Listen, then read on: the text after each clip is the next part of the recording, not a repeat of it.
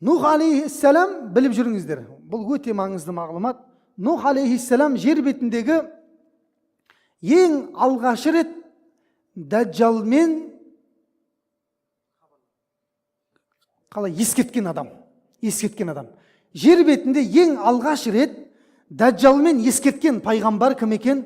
Нух пайғамбар, біліп жүріңіздер. Бұл хадисте де келеді пайғамбар саллаллаху алейхи вассалам. Мен де ескертем дейді пайғамбар саллаллаху алейхи вассалам. Бірақ екеуміздікі екі түрлі дейді. Ал қара, қызық басталды.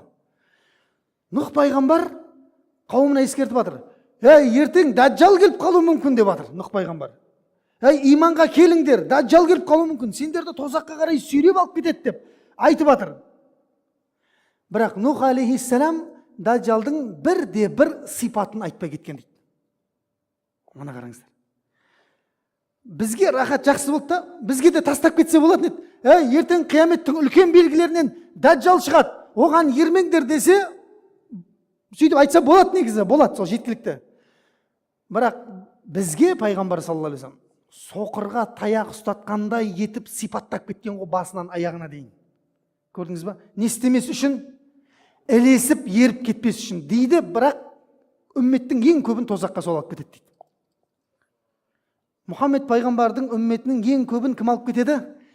Мәсіх Даджал алып кетеді.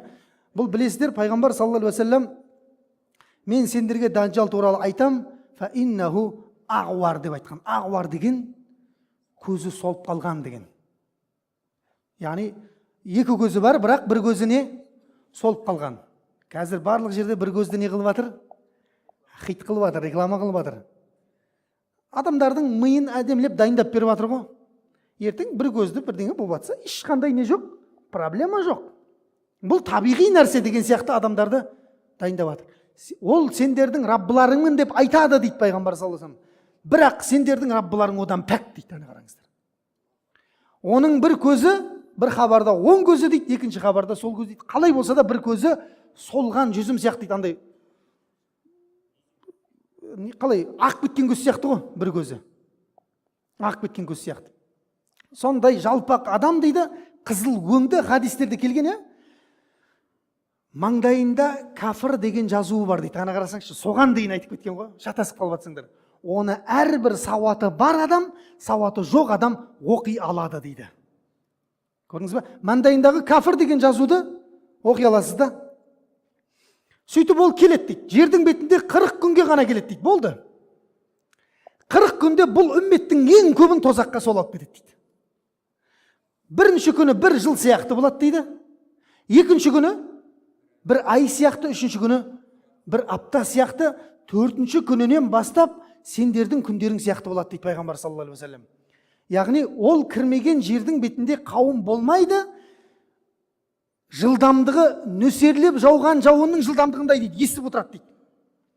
Сондай нәрсені беріп қойған Алла тағала артына бүкіл дүниенің хазаин дейді ғой, жаңағы қазыналарын ілестіріп қойған дейді артына. Суы да, көлі де, шөбі де, малы да артында ілесіп жүреді екен. Ол шығатыннан бұрын жердің бетінде өйткені жұт болады дейді, қараңыздар. Адамның әлсіз жерлерінен ұстап алады да бұл. Қауымға келеді дейді. Қауымға келеді, жұт болып жатқан қауымға келеді екенде, егер де мені Құдай деп иман келтірсеңдер, көктерінен жаңбыр жаудырам деп айтады екен. Жерден шөп шығарып, малдарыңды көбейтіп берем деп айтады екен. Сонда ана қауымға көкке бұлтты шақырып, жаңбыр жаудырып, жерден шөпті шығарып, малдарын көбейткен кезде, сен Раббымызсың деп қауым түгел иман келтіреді дейді. Қауым. 3-4 адам емес, малы жоқ. Адам аш болған кезде бар ғой. Аш болсаң өз-өзіңе ұқсамайсың деген сол. Аш болған кезде адам, тарыққан кезде адам барлық нәрсеге бара береді. Сіздер білесіздер ма? Тарих кітаптарында жазған, мынау ашаршылық біздің елдегі кешегі болған қолдан жасалған ашаршылықтың кезінде баласын жеп қойғандар бар, баласын. Өзің балаңды өзің жей аласың ба? Аман қалу үшін өзінің баласын қуырып асып жегендер бар, сорпа қылып ішкендер бар. Адам өзінің баласын өзі жей ала ма негізінде? Жоқ. Бірақ тірі қалып қою үшін адамдар сондай нәрсеге барған.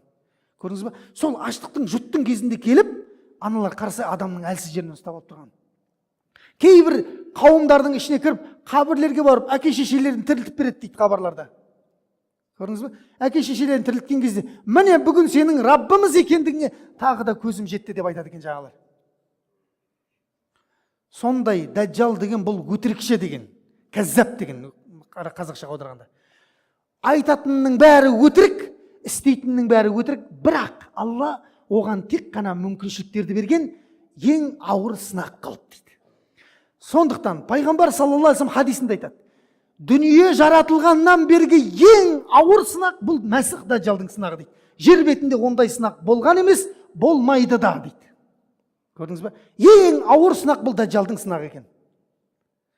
Біреулер ойлайды екен, ол қашан, ол дәджал келмесе мен бармын жоқ. Жоқ.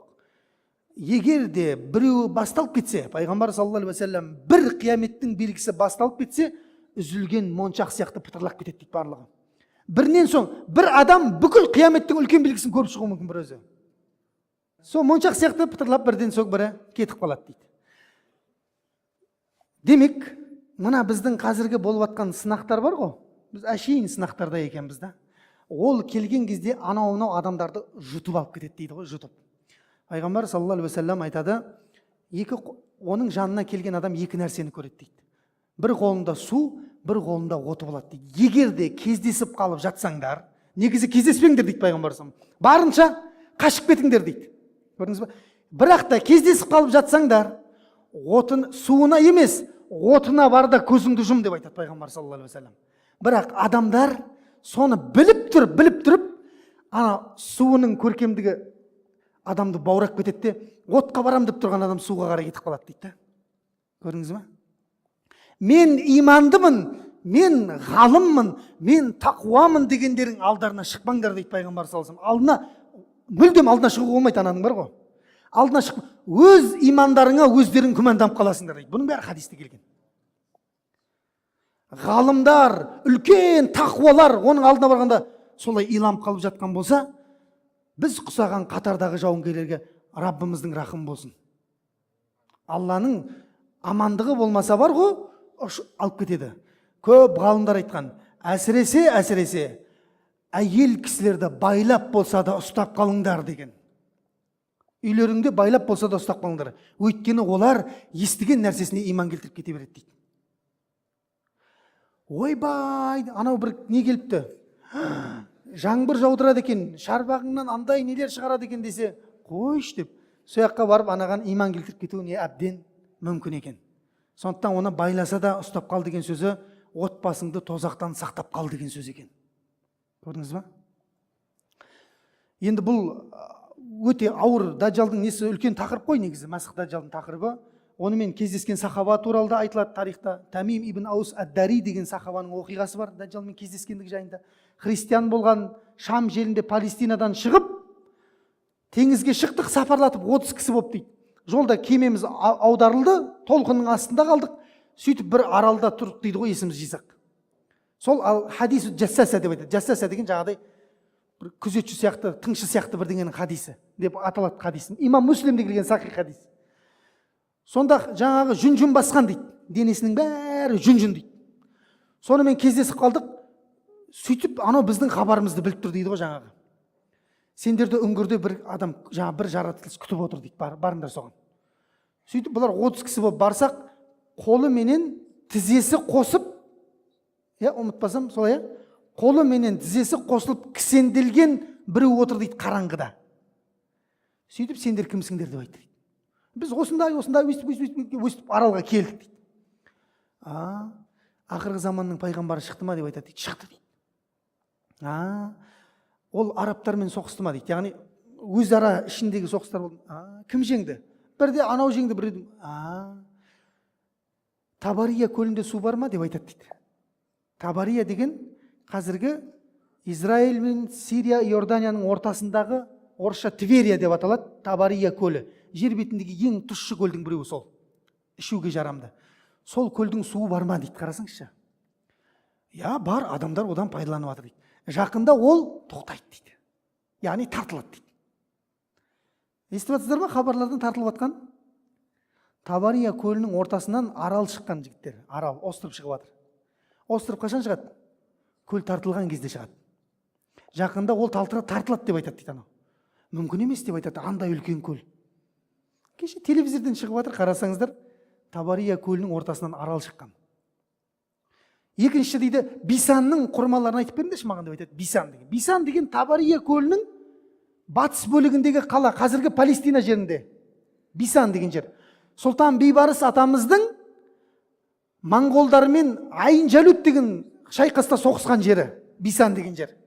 Моңғолдарды жеңіп, жеңіп, ислам әлемін сақтап қалған.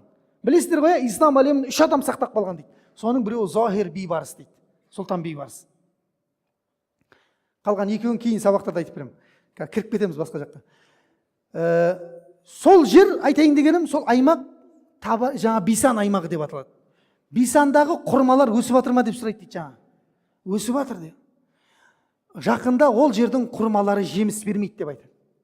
Дәл қазір интернеттен іздеп неден көрсеңіздер, Бисандағы құрмалар бұталып жатыр қазір ше. Көбісі кесіліп жатыр, көбісі жеміс бермей қалып жатыр. Сол Бисандағы тағы бір бұлақтың суы жайында сұрайды. Сол су, ол жерде су бар ма деп айтады жаңағы. Дәжжал сұрап отыр ғой бәрін. Я, су бар, адамдар онымен егіндерін суарып жатыр. Ол су жақында тартылып кетеді деп айтады дейді жаңағы Дәжжал. Сол кезде мен шығамын деп айтады дейді. Сонда сен кімсің дейді, Тамим айтады. Кімсің сен десе, мен Мәсіх Дәжжалмын дейді. Көрдіңіздер ме? Мәсіх деген сөз сүрту деген. Исаны да Мәсіх деп айтады. Иса сүртумен емдейтін болған адамдарды. Біз ертең келеміз Исаға алейхиссалам. Бұл Мәсіх көзін сүртумен не істеніп қалған дейді? Айырылып қалған дейді көзінен. Сол мен ертең неде шығамын дейді. Сол жерден шығып бұлар кетеді Тамим ибн Аус. Пайғамбар саллаллаху алейхи уассаламға бірден Палестинаға емес Мәдинаға келеді дейді ғой. Мәдинаға келіп Пайғамбар саллаллаху алейхи уассаламға таң намазының алдында жолығады. Таң намазының алдында жолығып Пайғамбар саллаллаху алейхи уассаламға бүкіл болған оқиғасының барлығын айтып береді дейді. Жер бетіндегі тұңғыш сахаба Пайғамбар саллаллаху алейхи уассаламға риуаят еткен дейді. Негізі Пайғамбар саллаллаху алейхи уассалам хабарды риуаят етеді ғой сахабаларға. Бұл алғашқы сахаба Пайғамбар саллаллаху алейхи уассаламға хабар риуаят еткен дейді. Сөйтіп сол жерде исламды қабылдап, кейін жер бетіндегі ең тақуа мұсылмандардың қатарына айналып кетеді. Тамим ад-Дари деген сахаба. Енді ол өзінің өмірбаяны ұзақ. Жалпы айтайын дегеніміз, осы жерде Мәсіх Дәжжалмен не істеді, ол кездескен дейді. Кәдімгідей имам Муслимде келген сахих хадисте айтылады бұл. Сол Мәсіх Дәжжал, бұл Алла тағала сақтасын, бұның фитнасынан көп адамдар сақталына алмай қалады дейді, тек қана 3-4 адамнан басқа дейді. Білесіздер ғой, ғалымдарымыз айтады, ең алғашқы Дәжжалдың фитнасынан сақталынатын кісілер, біз енді Дәжжалға кіріп кетіп жатырмыз, жалпы біліп жүріңіздер деп айтып жатырмын. Мен білмеймін қашан шығатынын оның. Бірақ шығып кетіп жатса дайын болайық деп жатырмын да. Ең бірінші сақ болып аман қалатын адамдар дейді, ғалымдар айтады. Кахф сүресін көрген кезде оқыған адамдар дейді. Құран кәрімде Кахф деген сүре бар. 110 аяттан тұрады. Ішінде үңгірдегі балдардың оқиғасы туралы айтылған, Мұса пайғамбардың қиссасы туралы айтылған. Әр дүйсенбі күні осы жерде сабақ болып жатыр Кахф сүресінен. Кахф сүресінің алғашқы 10 аятын дейді бір хабарда соңғы 10 аятын оқыған кісі Мәсіх Дәжжалдың фитнасынан аман қалады дейді Пайғамбар саллаллаху алейхи хадисінде. Көрдің, оқу керек дейді. Көрдің, оқу керек ананы. Екінші аман қалатын кісілер дейді, ол шықты деген хабарды естіген кезде елден безетіндер дейді. Яғни Мәсіх демек дейді, Мәсіх Дәжжал жекелеген адамдарды іздеп қуып жүрмейді дейді. Қауымға кіреді, қауымды түгелмен кәфір қылады да кейін шығып кетеді екен. Келесі қауымға кетеді екен да. Сөйтіп кіреді, шығып кетеді. Қауыммен түгелмен қауымдарды мүртат қылады, діннен қайтарып алады дейді исламнан. Қасында 70 мың яһудидің әскері бар дейді Пайғамбар саллаллаху алейхи уассалам айтады. Кетті ма екінші сақ болатын адамдар кімдер екен? Шықты деген хабарды білген кезде елден отбасын алып қашатындар дейді. Үшіншісі дейді, әрдайым намаздың соңында Мәсіх Дәжжалдың фитнасынан сақта деп дұға қылатындар дейді. Түсінікті ғой? Намаздың соңында біз екі салауаттан кейін Роббана атинаны айтамыз ғой көбіне. Жақсы ол да, жақсы. Бірақ мұсылман қорғанның ішінде Аллахумма инни аузу бика мин фитнати Мәсіх Дәжжал деген дұға бар. Мәсіх Дәжжалдың фитнасынан сақта мені деген дұғасы бар. Білесіздер ғой? Осыны қосып жүріңіздер иншалла. Алла тағала бір дұғамызды болмаса қабыл қылып, Дәжжалдың фитнасынан сақтаса, өйткені ол Алланың мақұлығы ғой, жаратып қойған. Соған тек мүмкіншілік берген Алла тағала, сондай үлкен мүмкіншілік берген. Адамдардың иманын сынау үшін, осы уақытқа дейін жиғанын сынау үшін адамдардың. Көрдіңіз ба? Енді ғалымдар қазір анау телефон бірдеңе деп айтып жатыр ғой. Жоқ, бұл телефон, бұл әшейін, бұл еронда болып қалады оның қасында. Телефонды алып кетіп жатыр ғой негізі адамды. Анау мына жерге дейін апарып тастап жатыр ғой. Телефон ойнамай қалады ол шыққан кезде. Құдай сақтасын. Төртінші сақ болатын адамдар дейді, өмірін барынша Раббысымен байланыстырған адамдар дейді. Тақуалықта әрдайым, бірақ оның өзі кездесуден сақ болсын дейді. Көрдіңіздер ма? Осы төрт сипаттағы адамдар естеріңіздер үшін Мәсіх Дәжжалдың фитнасынан сақталынатындар. Жердің бүкіл жеріне кіреді, тек қана екі қалаға кіре алмайды дейді пайғамбар саллаллаху алейхи вассалам. Иә?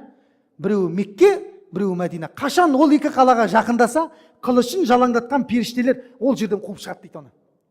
Бірақ Құдайдың құдіреті, қараңыздар. Бірақ дейді, ол екі қала өзінің ішіндегі мұнафықтарды сыртқа өзі шығарып береді дейді бәрібір. Мәдина қаласына барған кезде, умрада жүрген кезімізде Сабха деген жер бар. Хадисте келген. Пайғамбар саллаллаху алейхи вассалам хадисінде келген Сабха деген жер бар. Мәдинаға умраға барсаңыздар, Мәдинаға барған кезде сол жерге таксистер апарат айтсаңыздар. Сабха деген жер Мәдинаның сыртындағы Мәсіх Дәжжалдың Мәдинадан шығатын мұнафықтарды күтетін жері. Аялдама. Место встречи дейді ғой. Сол жер. Сабха деген жер бар, сасық ана жерге. Біз бардық, машинамен көрдік, барып Мәсіх Дәжжалдың отыратын жер үлкен бір төбе екен. Сол төбеде Мәдинадан шығатын мұнафықтарды күтіп отырады дейді. Қалай шығады ол мұнафықтар десек, Дәжжал шықты деген кезде деп адамдар қалада отыра алмайды екен ше. Андай құдіреттері бар ма дейді. Ақырында шығып кетеді дейді, ол көргісі келеді. Ол көруге шығады дейді, бірақ иман келтіріп кетіп қалады дейді барлығы. Меккеде де сондай дейді. Көрдіңіз бе? Тек қана бір ғана жігіт Дәжжалға қарсы тұрып бере алады дейді болды. Сол Мәдинадан бір жігіт шығады екен, өзіне сенімді сондай, әке шешесін тірілтіп берсе де, міне бүгін сенің пайғамбар саллаллаху алейхи вассалам хадисінде айтқан Дәжжал екендігіне көзім жетті дейді. Сонда ана Дәжжал бар ғой, оған өткізгісі келеді дейді, жаңағы сиқырлығын, өтірлігін. Өткізе алмайды дейді, өткізе алмайсың деп айтады дейді ана.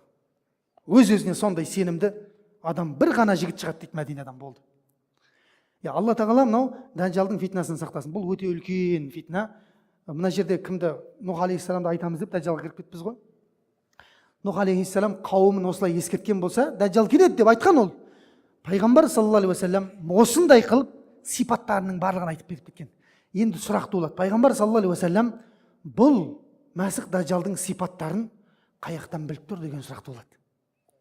Шашын айтқан, көзін айтқан, иығын айтқан, аяғына дейін айтқан пайғамбар саллаллаху алейхи вассалам, денесін айтқан, есегіне дейін сипаттаған, есегіне дейін астында. Қараңыздар. Осы сипаттың барлығын пайғамбар саллаллаху алейхи вассалам қаяқтан айтып жатыр? Ол кездескен ба не екеуіне? Демек екеуі не істеген? Кездескен екен, ана қараңыздар. Исра Миғражда кездескен, айтпақшы, айтып қояйын. Пайғамбар саллаллаху алейхи вассалам имам Байхақидің Далаил Нубува деген кітабында келеді. Бүкіл хадис кітаптарында келеді ол. Мәдинадан шығып Ақсаға кетіп бара жатқан жолда кездеседі кіммен? Мәсіх Дәжжалмен.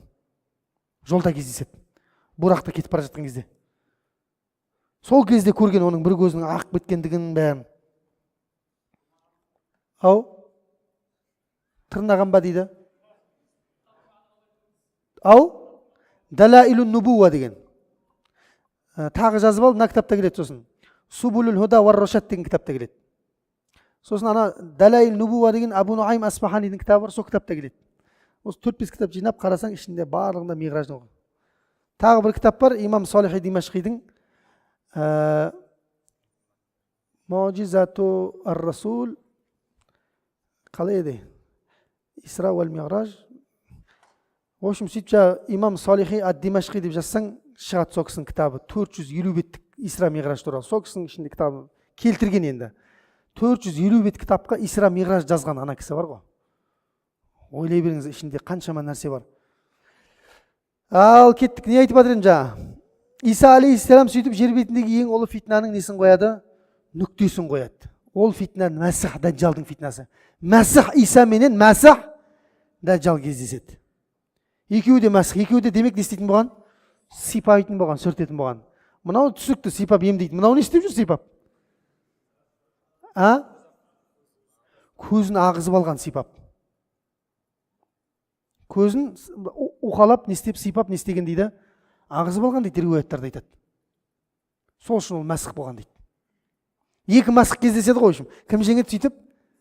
Иса алейхиссалам жетеді. Оны қылышпен ұрып бүйтіп қинамайды. Демі жеткен кезде тұз сияқты ерейді дейді. Қашады дейді ғой. Иса алейхиссаламды көрген кезде қашады дейді мәсіх дәджжал ше. Біледі де кімнен қорқатынын. Содан қашады анау. Бірақ демі жеткен кезде анау не істейді дейді? Ерейді дейді, тұз сияқты мәсіх дәджжал. Сөйтіп еріп құрайды дейді ғой жаңа. Артындағы ілесушілермен бірге құрып кетеді. Сөйтіп оны бітіріп атса кім шығады мына жақтан? Яжуж мәжуж шығады деп жатыр. Кеше Дастан ұстаздың сабағын тыңдадыңыздар ма? Құран мұғжизаларын тыңдасаңыздаршы, не деген нәрсе айтылып жатыр ана жерде. Ойбай, өмірде естімеген нәрселер айтылып жатыр ғой. Яжуж мәжуж шығады. Оны да кім тазалайды?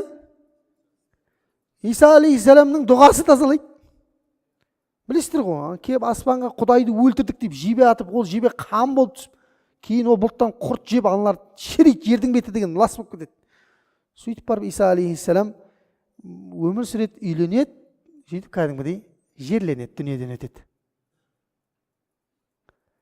Міне ол кісі келеді, оған ешкімнің несі болмасын. Бұл бізде не деп айтады? Сәмаи хабарлар деп айтама, не деп айтады? Ақидада. Ақидада сәмаи хабарлар деп айтады ғой, есту арқылы келетін ақиданың нелері. Соның ішінде айтып кетеді, Иса алейхиссаламға жайлы бап бар, қияметтің белгілері деген бап бар, кітап бар. Соның ішінде бап бар арнайы. Иса алейхиссаламның жерге түсуі деген. Міне сол кісі түседі, біздің үмметке алдына имамдыққа шыға алмайды бірақ.